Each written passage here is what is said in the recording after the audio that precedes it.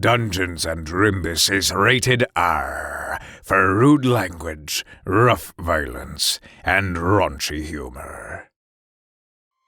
Here's what happened previously on Dungeons and Drimbus.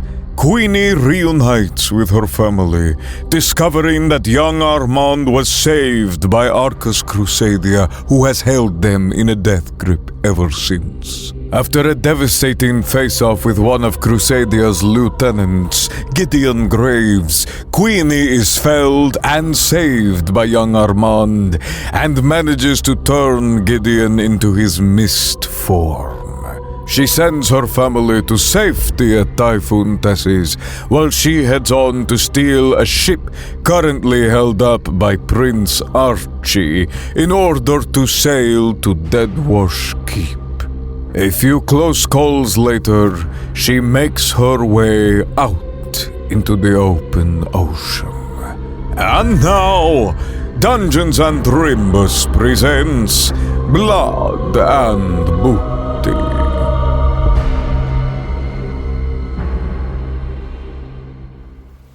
Queenie, you are aboard the Tidebreaker when you hear booms ring out. A flurry of cannonballs bite into the hull, sending splintered wood everywhere. Fuck! Immediately, water rushes into the hold, and you feel your skin begin to burn away painfully.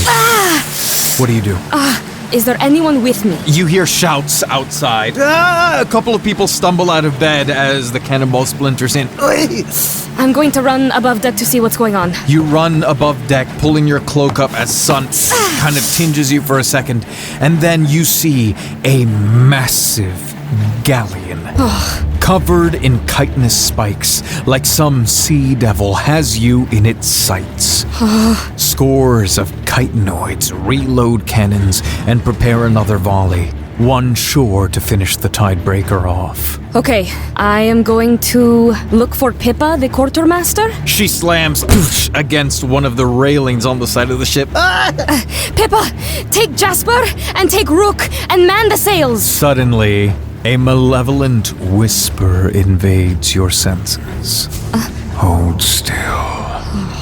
The blood-red carapace of Gideon Graves waltzes into view. His vampire crew boards the Tidebreaker in a flash and begin to feast upon the crew. No! Leave them alone! The crew your sister, Helena, entrusted to you. Pained screams and the tangy scent of blood suffuse the air as you can do nothing but watch. A good captain always goes down with her ship, you know. A barbed red, scythe-like limb stabs into your gut. What's the matter? Cat got your tongue? You feel your abdomen tear open with a languid stroke as he leans in and whispers, Shame you had to bring that little boy down with you. And you wake up in a cold sweat, finding yourself in the Tidebreaker's neatly appointed captain's quarters.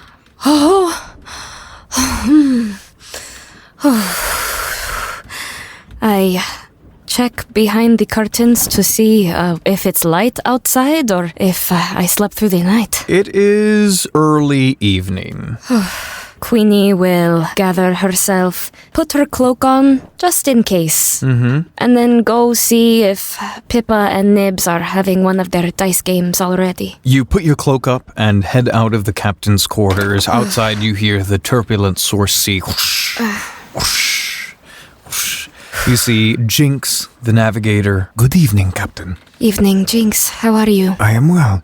Are you feeling all right? You slept through the day. Yes, I tend to do that. I'm what you may call a night owl. Interesting choice for a sailor, but Yes. who am I to question your wisdom? Sorry, get out of your way. No, that's fine. And you head out, and on the deck you see there is a table, and you see Pippa and Nibs, the filling quartermaster and cabin keeper, playing a game of liar's dice. They look at you and go, Captain, it's good to see you. Evening. Do you fancy losing again? You mean an opportunity to win back what we lost? And she, adjusts her sailor's hat that's definitely not meant to be a pirate's hat, but she has taken liberties with, little tears and, weathered it just to make it look more piratey. And she's like, big talk coming from you two. I'm game. And she will sit down. Okay. And you join their game of Liar's Dice as they hand you a little wooden cup and some dice. Would you like to give me a mind roll to see how this round goes? Pippa looks to you and says, if you lose this round, I get my hat back. Oh, are you sure you don't want something else like the coin I grabbed off of you yesterday? There's plenty of coin to be found. I would like my hat. Understood. Ooh, 11. Oh man, full success as you guys shake your dice, go about the game, and finally when you all reveal, you just hear, damn it! You must be cheating. I mean, they look down. Sorry, I would never insinuate the captain is... Oh, please. Sorry. I am not a cheater. I'm just very gifted at lying. And yeah, they chuckle as you take some of the coin. You may add 1 coin to your inventory. And she takes the coin and she tucks it into her lovely, rich red scarf, which begins to move, and Blossom just begins to bite on it because she likes to test her gold. And since it doesn't bend, she looks very pleased and puts it in her pocket before petting her scarf. And she is going to go hang out in the crow's nest and just look out at the sea. As you head up to the crow's nest to look out at the sea in the bare moonlight, would you like to give me a travel roll as you make your way toward Deadwash Keep? Ooh! That is a 3. A costly encounter. You look out toward the sea and wonder where your crew might be, hoping that you will reunite. The journey is a couple days long, although admittedly a fair bit faster because you were able to find an optimal route to the supposed location of Deadwash Keep. On the late afternoon, let's say, of the 3rd day, Jinx approaches you and says, Captain... Yes. A moment, please. Of course, please. Come into my quarters. And she will open the door and let him in. Yeah, he'll step in and I'll go, I just wanted to check with you for as far as the plan. Yes. They had us prepared to take on the enemy. Right. Crusadia.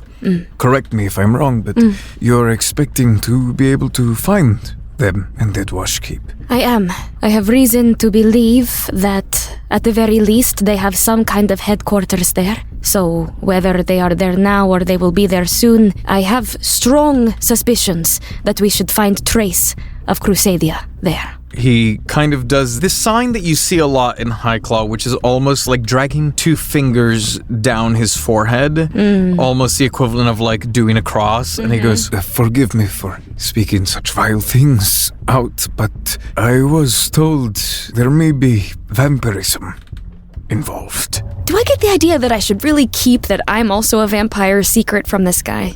Give me a mind roll. 6? At the very least, he seems disgusted by the idea of vampirism. She takes a second and answers, unfortunately, it is true. Crusadia and his crew are all vampires. We have taken steps to prepare for this. Have you? I do not know how rooted in truth these remedies are, but steaks and oils of garlic. Really? Yes, all in the hall. Okay. I thought it worth notifying you. The crew will follow your lead. Okay. Thank you. I owe Armand everything, and if he trusts you, then I trust you. Of course. Thank you, Jinx. I will have a look, see if we need to get to work creating more... let's table this for now. she will run towards the voice. And you see Finnick, your lookout, shouting from the crow's nest as they collapse the spyglass and climb their way down. They go, Captain! Yes. Look! Oh. He'll kind of run with you to the front of the ship. Okay. And he points to the water. Debris! Oh. It would appear some manner of accident. Oh my god. And she's going to look through, and the first thing that goes through her mind is she's going to make sure there's no scraps of like the Sea's Ire flag or that there is any sign of this being her cruise ship. You take the lookout glass from Finnick's hand and you look towards where they are pointing. And you see scraps of a ship, evidence of a shipwreck of some sort. You're not sure what ship? As it seems the vast majority of the hull is probably beneath the tide at this point. You just see planks and rigging bobbing up and down in the waves. Oh dear. And then you notice a tentacle along the surface of the water. You are not at the wreck yet, but you are very quickly heading towards the exact same spot where you think you may have just seen a kraken tentacle. Oh crap. Man the cannons! Man the sails! Jinx starts running. Man the cannons! Man the sails! I think we've got ourselves a kraken! Orders, Captain. Should we try to evade? I think we should try to evade, but keep those cannons ready just in case. Let the focus be to get out of this area of the water. On your orders, Captain. And you see all of the crew begin to run out. You have a 10-man crew. Yes. And this is a galleon. You may assign them as you see fit. All right. 3 to the sails, 3 to the left cannons, 3 to the right cannons. Finnick, keep your eye out. And she instructs him to go to the crow's nest with a rifle, as she is going to be on the wheel, but keeping her rifle close just in case. Try to go around the wreck! And she's gonna try to turn the wheel so that instead of going straight, they begin to turn. With the crew manning the sails and catching the wind appropriately, this gives you luck on your attempt to evade.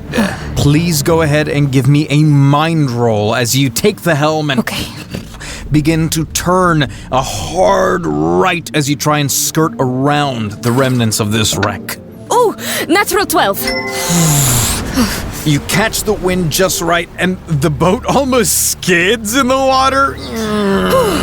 Come on, girl. Full steam ahead, Captain! Yes! Suddenly, a tentacle emerges out of the water. Oh, sweet mother of the sea. You hear this muffled... However, because you assign 3 of your crew to each side on the cannons, they are going to be able to fire off a shot and try and deter the kraken from drawing nearer. Fire! Give me 3 ranged attacks. Okay, we have 1, 9, we have 1, 7, and we have 1, 2. You see 3 cannonballs go flying, one of them right as a tentacle is about to reach one of the cannons. Its tip is reaching out and it gets blasted back.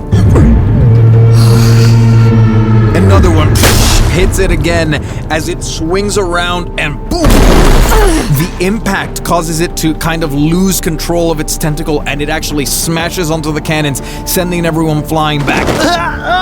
Are you alright? Yes! You get the sense they have not taken damage, but it is going to take them a turn to, get back on the cannons. Okay. And you hear Jinx shouting, "Get back on the cannons!" And as Vesper Lowtail, the ship's powder monkey, begins to get back up onto her feet, you see the tip of that tentacle wrap around her leg. And she goes, "No, no, no, no, no!" And she gets lifted up into the air.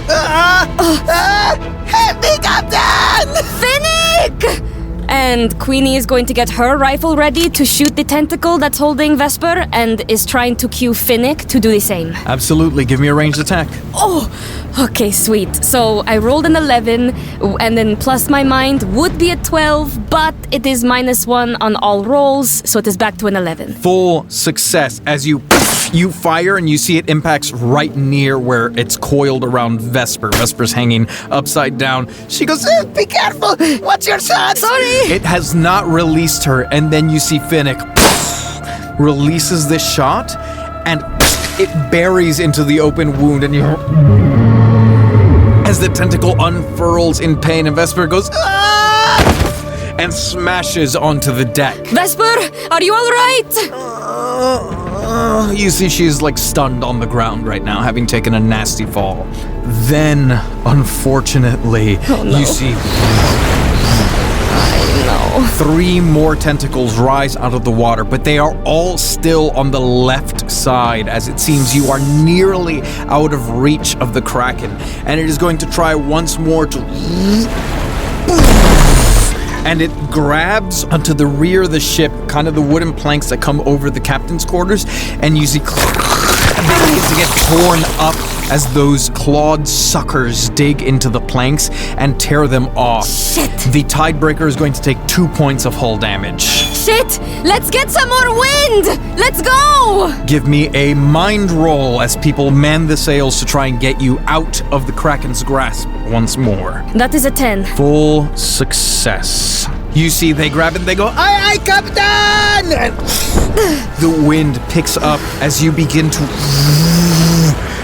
maneuver your way as fast as you can. You see some of the tentacles lashing out. But you are getting further and further out of reach as it tries with one last tip to reach at you. But as the wind picks up and you sail faster, you see the tentacles recede beneath the tide. Status check! Vesper. And she's going to run up to Vesper and hold out a hand. Are you all right? Yes, Captain. I think I sprained something. Okay. I'm just going to need just a moment, please, to catch my breath. Yes, of course. Vesper, bed rest for you the rest of the day, okay? No, Captain, you need me. Vesper, you need to focus on healing. Please. Okay. Okay. Okay, thank you, Captain. Of course. Oh, Pippa, Nibs, any lasting damage? Do we need repairs? Yes, a bit, but I think we can take care of it, Captain. Oh, sweet mother of the sea. If you don't mind us using some of the material. Oh, please, that's what it's there for. Oh, I've never seen a Kraken there in person. Oh, Finnick! You can stay up there if you want, but you are free to move. You just see a thumbs up out of the crow's nest. Okay. Those on the sails, maybe stay there for at least an hour. Let's get a lead on this. Yes, Captain! And you see Jinx running around, kind of checking to make sure everyone is okay. And as he looks over the side, he goes, "Huh, look at that." What? Unfortunate.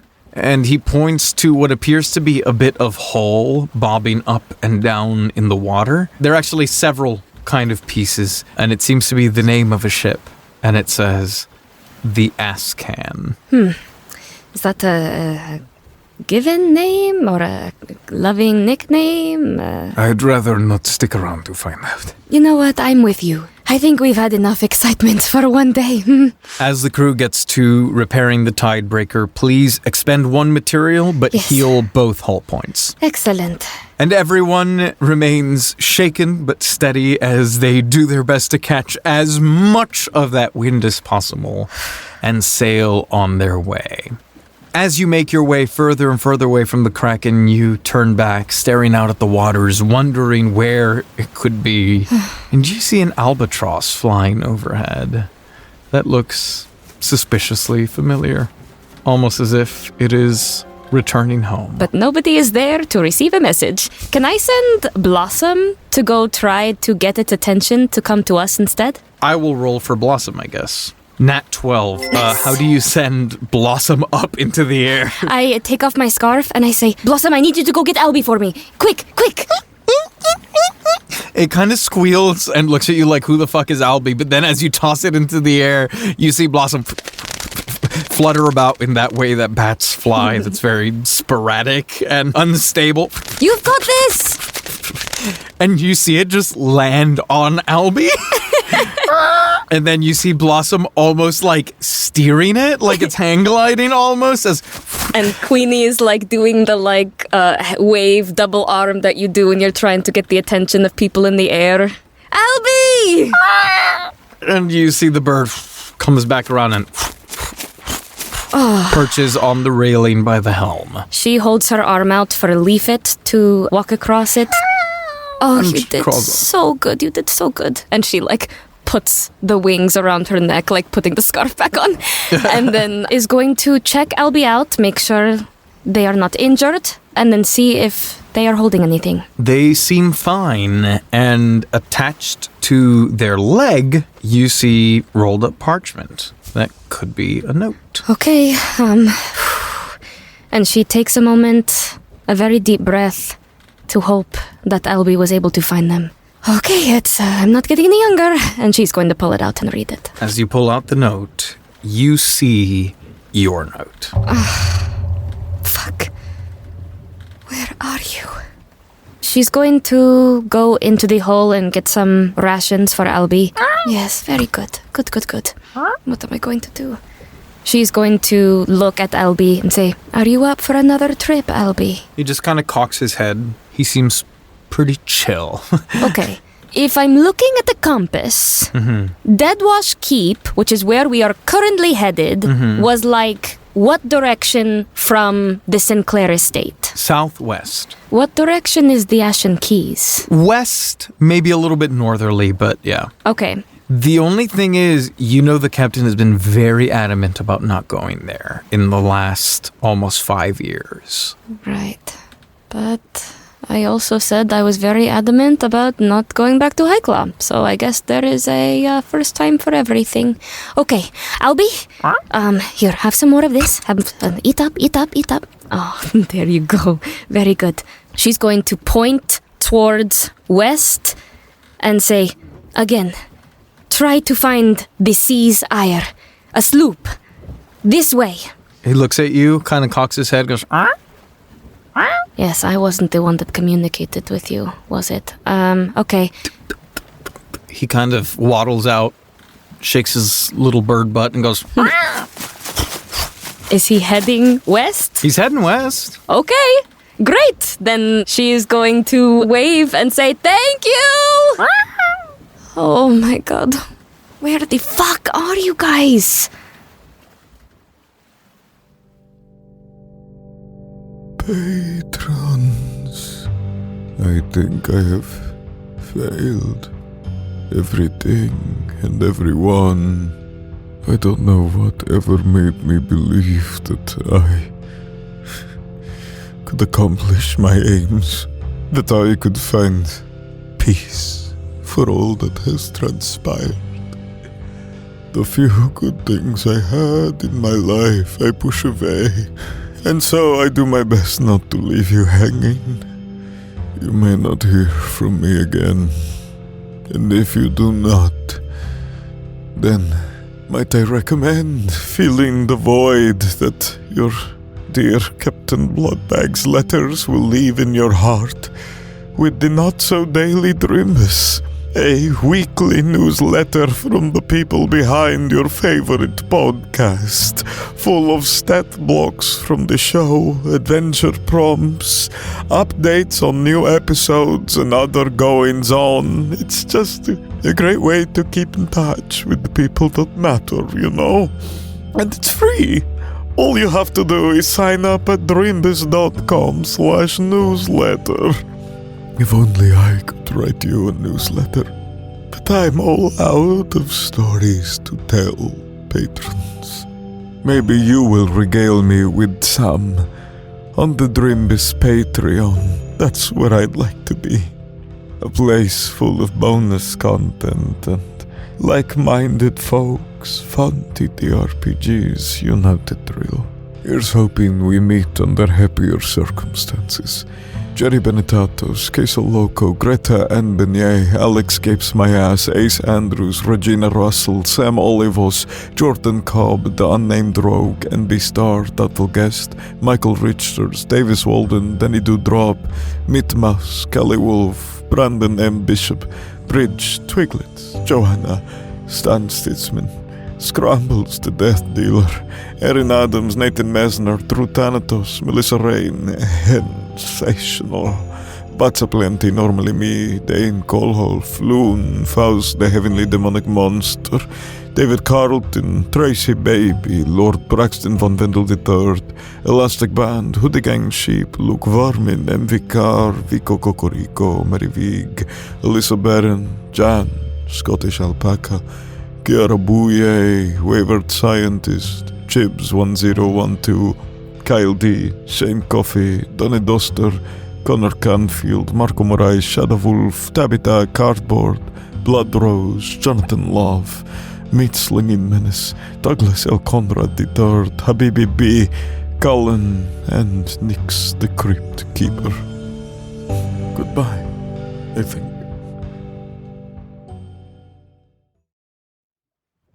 And after days of sailing on the turbulent source seas, you find yourself in calmer waters that night. Still and gray, with the odd glowing mote of blue, green, or purple suspended within this thicker seeming, almost viscous seawater. Then that hideous stench hits you. The rank scent of putrefaction as most of the crew begins to retch. Oh, God. You see, there are like 5 people on deck right now going, Yeah. like they have hairballs. Yeah, Queenie is trying very hard not to because she doesn't want to cough up blood and concern everybody. Oh, God. Okay. She's going to try to find the source of the horrid smell. It seems to be coming from all around you. And as you look around, fog obscures your vision everywhere. Oh, shit. Jinx leans over, a rag over their nose and mouth. Legend says sailors foolish enough to sail into Deadwash Keep become part of its maze of drifting death. Let's hope the legends are just because it's very stinky. Out of nowhere, a massive structure, some sort of bone, drifts by. What the fuck? Planks of wood bob in the water, likely some wreck. Then another bone. Slow down! They adjust the sails. It is like a titanic rib, with bits of rotting meat and sinew still clinging to it. Oh, God. Keep your wits about you. Proceed with caution. There is a lot of barriers coming out of the sea. We cannot risk more hull damage. Let us go at a crawl. You slow down. They basically raise the sails almost entirely as you drift through these cloudy, somewhat glowing waters, and more of these massive bone-like structures drift by. After much careful drifting through the perilous waters, Finnick, the lookout, shouts, "Captain! Vessel ahead!" Shipwrecked or sailing? You can barely see him in the crow's nest because of how thick this fog is. He extends the spyglass, goes, no, intact, or beached maybe, but I see people. People? What kind of people? She's going to, as fast as she can, kind of putting aside her want to appear normal and just supernatural speed, try to get up to the crow's nest so that she can look. You unnaturally climb up that rope. Luckily for you, the fog is distracting everyone as Yes. you see he's looking through the spyglass, and then he feels you behind him and goes, Oh, I'm sorry. I'm so sorry. You're okay. You're okay. It's just me. Yeah, Capitan, you cannot do that in the scary waters. I'm sorry. I understand. My bad. That is on me. May I have a peek? Yes. Okay. You grab the spyglass and look out. Please, please, please. Not far from you lies a wrecked brigantine. It seems to have crashed with one of those rock formations resembling some sort of tooth, maybe? The ship seems largely intact, and there are people on board. They have a white flag raised, presumably in hopes of rescue. You see a reptiliad, a myceliad, and a corvid. Do they look normal? I'm creeped out. They're creepy waters. Do they look creepy or like regular people? Give me a mind roll. Critical fail. Right now you feel very scared, but you don't know why. Okay. Thank you, Finnick. I will be back. She's going to climb back down and try to find Jinx. Captain, what are your orders? Do you think we can accommodate more people if they are shipwrecked? Yes, we have plenty of space. Okay. I fear putting them in harm's way where we are going. Mayhaps we should make contact nonetheless. At your command. Okay. Ahoy there! Hello? Yes? Are you sailors? Yes. Okay. Friend or foe? Friend. You see the reptiliat with these spines that almost make like a mohawk that fade from blue to red at the tips. Nice. Is looking out at you with kind of a gaunt face and raggedy clothes. He goes, "Help, can you help?" Of course. Lower a rope! No, we can't abandon ship. Why? Our crew, they're out there somewhere. You wish to stay here? Yes, we need to stay put so they can find us. Okay, one moment. Tilly, can you grab some rations? Aye, Captain. Jasper, can you rig something, lower them into the water so they can have something to eat, please? Right away, Captain. And they get to working on that. You see the reptiliat shouts, "What are you doing out here?" I'm looking for a ship. They were headed here. What ship? The Sea's Ire. It is a sloop.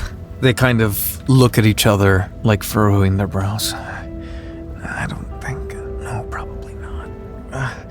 And they kind of like put their hands to their heads. It is all right. We are going to lower some food. Please eat. Thank you. Of course. Your crew, how many have you lost? 7. 7. Okay. We will keep an eye. What is your ship's name? And you see he puts a hand to his forehead like it hurts. The Widow's Lament. I'm sorry, I can't remember much. What happened to you?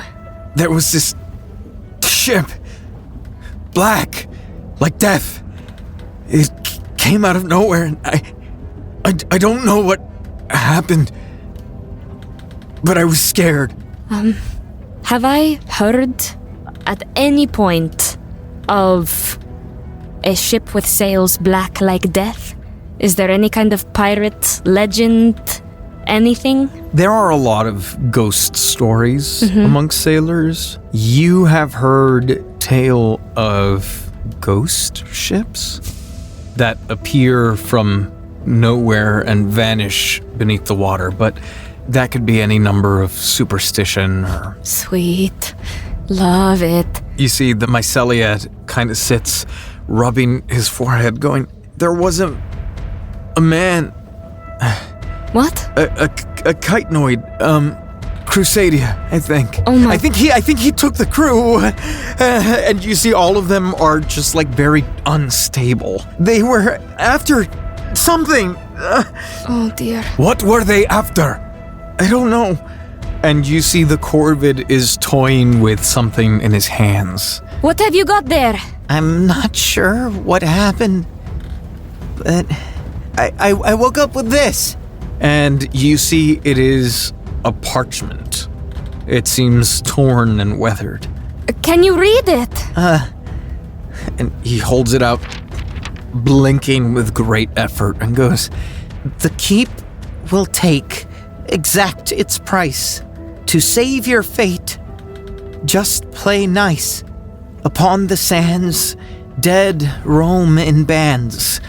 On lightest feet, sneak past defeat. For in the home of light lies a gift of blighted might. Leave behind what is not needed. If to his power you will be treated. What does it mean? It is a riddle. Jinx, a word? "Aye." I wonder if we should lay anchor here and take one of the smaller boats. If this riddle is to be believed in any sort of fashion, it seems that we must sneak our way in. I trust your judgment, Captain, but I think it's unwise to leave the ship completely undefended in these waters. I don't mean undefended. I mean leave who is necessary with the ship and take those light on their feet with us. We have 2 dinghies that you can use at your request. Okay. Hello? Yes, hello. Do you know what this means? I don't, but I think it is a clue and a sign as to how to operate in these waters. We are going to lay anchor here, and only some of us will continue forward. We could watch your ship for you if you need. I appreciate that. Tilly, Nibs, watch the ship and watch Vesper. She needs to heal. She cannot come with us. Yes, Captain, anything you need. Okay, thank you. The rest of us, listen. It is going to be dangerous. We must be silent, quick on our feet, and we must watch our backs. If there are any among you who are unwilling to go forward on this mission, please say so now, and you may stay with no penalty. Everyone is silent, and they look around at each other. And then Jinx steps up and says, "We were brought to do a job, Captain. We will not rest until it is done." Understood. Then, you 4, and she just points to 4 of them, in that ship. The rest of you, Jinx, with me in this one. Aye, aye, Captain. And she waits for the anchor to be dropped. And she gets in the dinghy as carefully as she can because water. Thankfully, it is so foggy that even if the sun were out, it would not be affecting you right now. Okay. Everyone loads up as you see injured Vesper kind of leaning over the rail with Tilly and Nibs looking out at you and waving, going, "Godspeed, Captain." Thank you. The rest of you, it will be hard to see, but just continue forward and try to keep quiet. And silently we hear the of the oars beginning to row. Please give me a mind roll to navigate these waters. You will have good luck for being in the dinghy. That is a 12. Critical success as both ships silently weave around. You lose sight of the tidebreaker and the widow's lament in the fog, navigating your way around these bone-like structures jutting out of the water. You do so without issue. And she's just going to continue forward until she sees land, because upon the sands, the dead roam in bands. Therefore, there must be sand somewhere. Please give me another mind roll with good luck as you navigate the maze of death. A natural 12. Wow. As you continue to row, you feel the dinghies sink further into the water. When you see the oars kind of pushing through, it's almost like the water sticks to the oars, like it's more viscous. You see more and more of those motes of purples and greens and blues and yellows, and as the oars come out of the water, as you look at the hull of the dinghy next to you, you see it like sticking to the sides, and you see it almost eating away at these items. Eventually, the waters are so still. There are no ripples here, and with the weight in the dinghies, you are lowered in so far that the lip of the dinghy is now almost at the water level. And you get the sense that a ship here would not have sailed easily. Yeah. But finally, you arrive on the shores of Deadwash Keep proper. Just as you're beginning to sweat, you hear Jinx say, "Captain! Yes. Ahead!" And there's so much fog you can barely see it, but you can make out a beach. And you feel the dinghies bury themselves in the sand as you land, and everyone kind of hearts pounding, sweating, carefully climb out onto the sands as you hear the as their feet step on the sands. Can I see anything? You look around, but the first thing you feel is the stench of decay. It is strongest here, making it difficult to focus. The sand you step on is this dark, brownish black, loam-like substance. It squishes and gives way under your feet, releasing foul smells and spores almost with every step. Long, thick tangles of decaying seaweed are strewn throughout the island. Your visibility is very limited, but you can see immensely tall, bone-like structures. It almost makes anatomical sense. But where you think you might see a rib cage, you realize there are finger-like structures. Or claws, teeth. It's honestly a bit maddening. You also see bits of wrecked ships mixed into the landscape. Almost as if the land were constantly absorbing and rearranging the things around it. And, perhaps most disturbing of all, are the bodies. Dozens of corpses scattered in piles around the keep. You must see 100 skeletons in various states of disassembly, plus a more fleshy pile not far from you. 12 men in pirate leathers, not unlike Gideon Graves, lay slain, lifeless, burnt, and broken. And in the distance, you can make out a tall spire, almost like a neck reaching up into the sky. She is going to wordlessly gather everyone's attention. Everyone looks. Point at the spire, and then put a finger to her lips as she begins to very carefully walk in the sand towards it. Give me a body roll, please. 7. You pad your way on this gross sand until you accidentally step in some of that dark, tangled seaweed. And your foot gets tangled in it, and you have to extricate it with a wet plop. But you continue on your way towards this spire-like structure.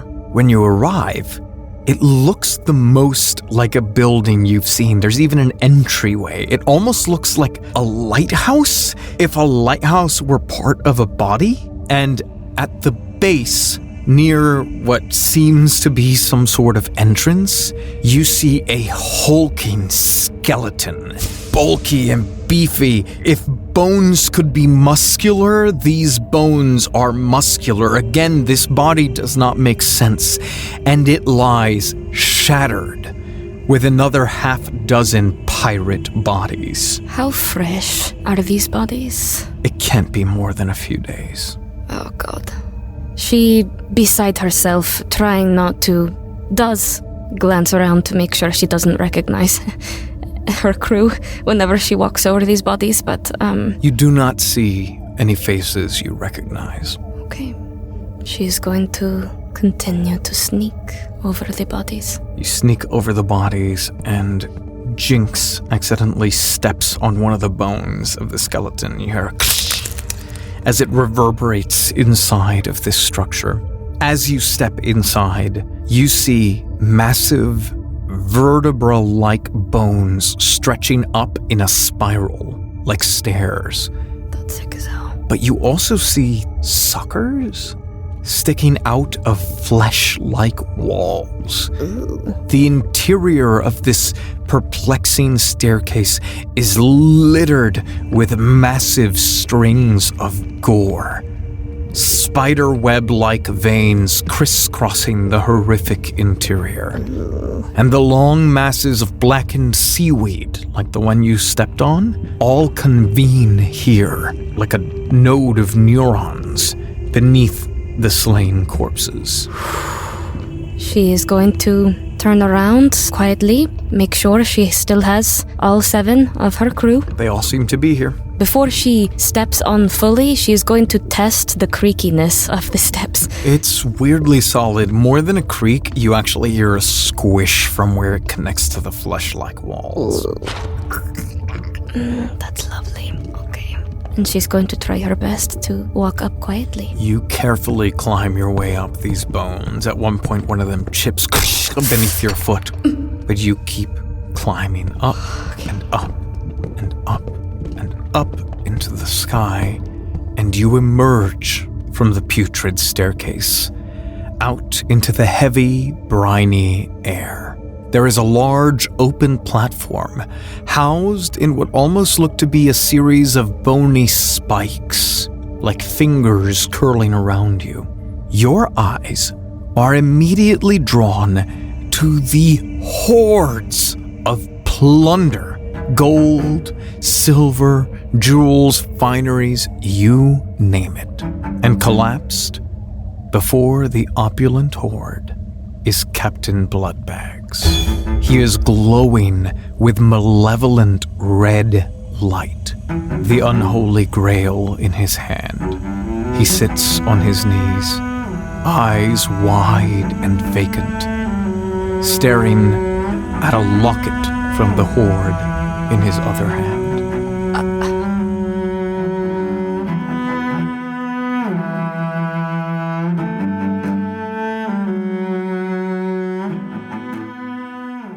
This has been Blood and Booty, a naughty nautical actual play adventure of Vampirates. Blood and Booty features the vocal talents of Amanda Fernandez-Acosta as Sable, Hannah Schooner as Queenie, Kayla Temshiv as Tomas, Michael Pisani as Beau, and TJ Berry as Tuliere. The rest of the world is voiced by your BG, Giancarlo Herrera, with editing by Giancarlo Herrera and Hannah Schooner, and sound design by Giancarlo Herrera. Blood and Booty is played on the free Mischief TTRPG with the Vampirism and Pirate expansions, available at mischiefrpg.com. If you'd like to support the show, consider signing up for the Patreon at patreon.com/Drimbus, where you can get access to exclusive bonus content, patron merch, Drimbus TTRPGs, the patron Discord, and more. Thank you all so much for listening, and we will see you all next week.